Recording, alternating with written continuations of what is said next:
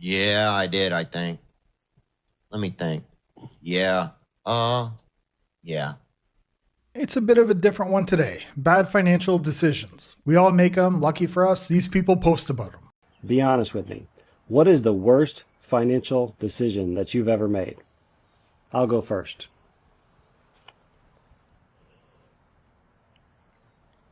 Obviously, a little bit of a joke, but probably coming from a place of truth. I used to think money wasn't that important when you're with someone. I just figured it was something you could deal with. I couldn't have been more wrong.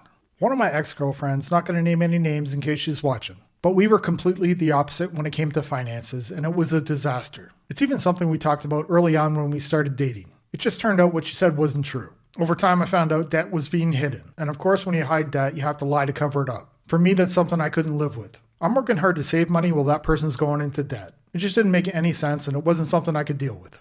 3 of the worst financial decisions that I made in my 20s, so you don't have to.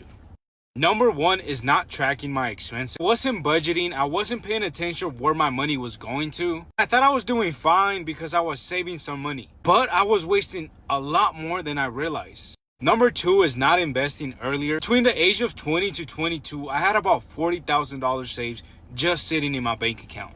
And I did nothing with it. Literally just sat there. If I had started investing even a portion of it, I would be much further ahead today. Number 3 is using a debit card instead of a credit card. For years, I used my debit card for literally everything. I literally missed out on cashback, better fraud protection, and building my credit score. Now I use a credit card for literally everything, but I just make sure I pay it off every single month. You are going to make financial mistakes. The goal is to learn from them as early as possible.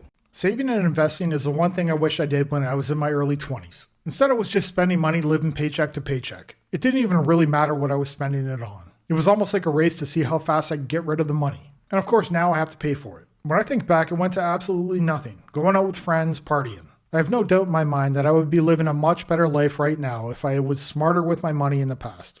So what do you think about my risky decisions today? Yes, you always making risks. We brought her to Michigan with us. I said, come on, honey, we gotta go up the road. We're gonna take old Bonnie for a ride, go pick something up, make some financial decisions that we shouldn't be making, taking some financial risk that we shouldn't take. It's all for a cause, though. You see this bad boy? Oh, yeah. I mean, tell me that ain't worth it. The look on her face, she's not saying much now, but you know this is going to come up later. I've seen that face before. She's holding it in. She knows it's a bad decision. She just doesn't want to say it. It's going to come up at another time when something small triggers it. He left his dirty clothes on the floor or dishes in the living room. Then this is going to pop up and he's going to hear about it. That worth it? Is that worth it? Come on, guys, tell me. Look at this beast. Mm-hmm. Yep, but you doesn't look at it. Well, she looking good. Now, let's, somebody said you gotta have a permit to haul this thing. I don't know what that is, but I looked it up on Google, and Google said that sometimes you should have a permit, but it's a very complicated process to get a permit to haul something like this. And I just don't like things complicated. I mean, it's just too complicated to do stuff like that. So, as they say, if it ain't right, do it at night, and that's what we're gonna do. You said if it ain't right, do it at night, right? Okay. She's gonna kill me. She's like, oh my God, what am I doing with this man? He stresses me out. But sometimes you gotta do what others won't to get where you want to be in life. If it ain't right, do it at night. I haven't heard that one before. So it's not only the cost of the boat, but there's a risk of a potential fine. I'm not sure how much that would be, but I'm guessing it's pretty expensive. I think it's safe to say they have a lot of money if they're buying a boat like that, but it doesn't make it a smart move. There's a lot of people that see these clips online, people buying fancy things, nice cars, big boats, and it makes you think you're missing out. Imagine the expenses that come with owning something like this: insurance, fuel, storage. But the biggest price he's going to pay is when his wife brings this up. Today I want to talk about the dumbest financial decision I ever made in my whole life, and it was going out and buying a car. And I'm just going to go back and tell a little bit more of the story. When I was an apprentice, as an electrical apprentice, I pretty much did my whole apprenticeship on a motorbike. I'd carry my tools on my back and I'd tie it all funny to my bike and I'd make it work. As soon as I got qualified and I started making big money, I just thought, I can afford a car now.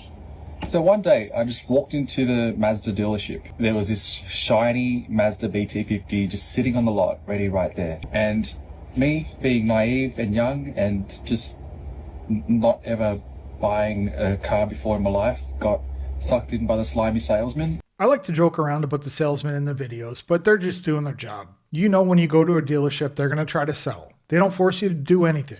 I've met some pushy ones before, calling my phone all the time, trying to get me in for a test drive. I just tell them no, it's not that difficult. The times I did buy, it wasn't because they were sleazy or I was pressured. It was because I chose to buy. If he wasn't looking for a vehicle, he wouldn't have been at the dealership. And signed my life away on this $70,000 car. And at the time, I didn't care. I was like, oh, I can afford this.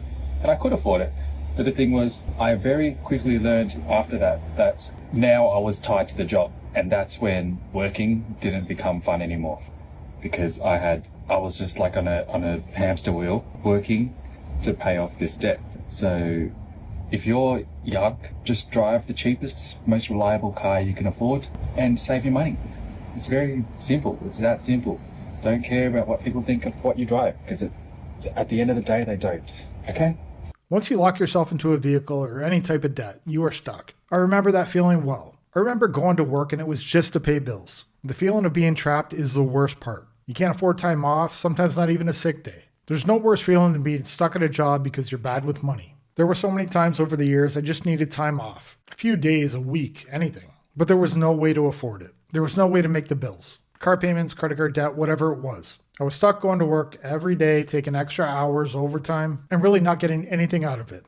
What's the worst financial decision you've ever made? Because some people would say that mine is investing money into an apartment that I don't own, but actually the worst financial decision I ever made was taking all the Bitcoin that I had in Robinhood, selling it, and then rebuying it in Celsius a few years ago, because Celsius, if you stored your Bitcoin on their app, they would pay you interest weekly, because they would take your Bitcoin and lend it out to people and pay you interest on top of that, split their earnings with you. So at one point I was making $700 a week just by having my Bitcoin in there. And I continued to buy Bitcoin because Bitcoin is going up, and I was so excited and I was making all this money off it. And I was like, this is so great. I'm going to have so much money. Crypto's something I messed around with a couple years back, but for the most part now I just stay away from it. I spend just a small amount on a Bitcoin ETF through my bank. The amount I spend is very small. I wouldn't even call it an investment. It's basically gambling. But other than that, nothing. The problem is she's lending hers out, which means it's not really hers. That's a big problem with crypto. If you don't have it, it's not yours. To me, it's a little bit too risky and there's too many scams involved. I've actually had some decent luck with crypto in the past, but for me right now, it's not worth the risk. But you know what they say? Not your keys, not your Bitcoin. If you store your crypto on a third-party app, it doesn't actually fully belong to you. Things can happen. Things can happen, and I knew that things could happen. So anyway, Celsius filed for bankruptcy. They've paused transfers for most people indefinitely. I cannot get my money out. I have more than a full Bitcoin in there. I was so proud of myself when I worked my way up to a full Bitcoin.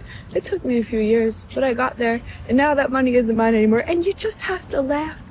This is why. Never invest more money than you can stand to lose. I mean, that's a lot of money, but at this point, I just have to laugh. Well, at least she's able to laugh about it. I actually have a bad decision when it came to Bitcoin. I bought it really early on. I didn't even really know what it was at the time. It was when I first started learning about investing. I think I came across it on an online forum. I set up a wallet, bought some, and I didn't really know what to do with it. Back then, it wasn't what it is today. I remember testing it out and sending some to a random address. Over the years, I lost track of the wallet. The only good thing about it is I have no idea how much I bought. But back then, it was so cheap, it could be a huge amount now. I'm just glad I don't remember how much I purchased, because there's a chance that number could be very depressing. What is the biggest thing you regret in life? I regret in life? I regret coming to Canada, because if I had stayed in the Caribbean, I would have been way better. I came to Canada. I worked, I don't know, maybe 20 years. I had to go back to my country. 7 years, living here for 20 years, 7 years of my country, give me enough money to buy 2 properties in Canada cash. 7 years, 7. And 20 years, you're just paying rent and nothing. It tells me Canada is just a trap. He's 100% right. Canada is a trap. I know, I live here. I find it surprising that anyone wants to come. Everything is expensive here. Houses, food, fuel, taxes, you name it. But for some reason, people still come. If you hate money and want to struggle, Canada is a place for you. I'm lucky my situation is probably a lot better than most. Most of these people come for a better life. But they're shocked that they're in a worse position. I'm hearing a lot of people now calling it a trap. This is a new series of Times is Stupid. I made some financial decisions that were so dumb a few years ago, and they're literally eating me up to this day. Back in 2021, I had a brand new Palisade. I had it for a little bit and then it got totaled. Mind you, the car payment was not high. The insurance was like $130. It was the best time of my life. Well, when it got totaled, I obviously needed a car ASAP. I had a rental car for a little bit and it literally ruined my credit. I don't have a lot on my credit, but that one really ate me up. I was also in the hospital at that time because cats almost took me out because I didn't know I was allergic like that. So I was literally like, just give me a car. I need a car right now. I have way too many kids to not have a car, and I don't have a village to take them to school. I don't have a village to go get my daughter 3-hour round trip when she leaves every other weekend. I needed one now. I need a car now. I get it. Most of us need a car, but most of us don't need a new car, and we don't need to spend $70,000, $80,000 on one. But people still do it, and they justify it because of their kids or because of their job. And that just doesn't make any sense. It's always the most expensive option, never the cheapest. Because it's not really about what you need, it's about what you want. Because if it was, you'd be picking up a cheap used minivan. Instead, it'll probably be the most expensive SUV she can find. So yeah, and I made the worst decision of my life. I got into a Suburban, but the APR percentage was so high and my credit wasn't good. So I'm literally paying half a house payment on my car and the insurance is like $340. I can't breathe. So girl, we are pushing content to not only fix my credit, but to hopefully get out of this car eventually. Or refinance, help! So just stay tuned. Don't forget to engage, girl. Comment, like, share, type a bunch of things. You know the deal. We're gonna get there eventually, and one day I won't be drowning in this bus. But for now, I'm gonna need a life jacket and a lot of faith. This has been a long few years with this car, okay? It's a beautiful car, but she ain't worth that. I wish I could give her back yesterday. But anyways, yeah, don't make a bad mistake like me. When life is closing in, don't fall for it. It just had to be the Suburban because you can't fit kids in a car. My parents fit 3 of us in a Lada. If you don't know what that is, it's a really small car. Nobody can do it these days. Now she's stuck with a bad credit loan and regrets her decision. It always seems to go that way. The funny thing I see is these people getting into debt and they think social media is going to fix it. Just pull out the phone and record a video. Making a TikTok is probably not going to fix the debt. It's going to take a lot more work than that. So many of them are looking for the easy way out, or at least they think it's easy. But it's hard to make money on social media. Fixing a bad decision by making another one is not a great idea. That's it for this one. Thanks for watching. I'll see you in the next one. Bye.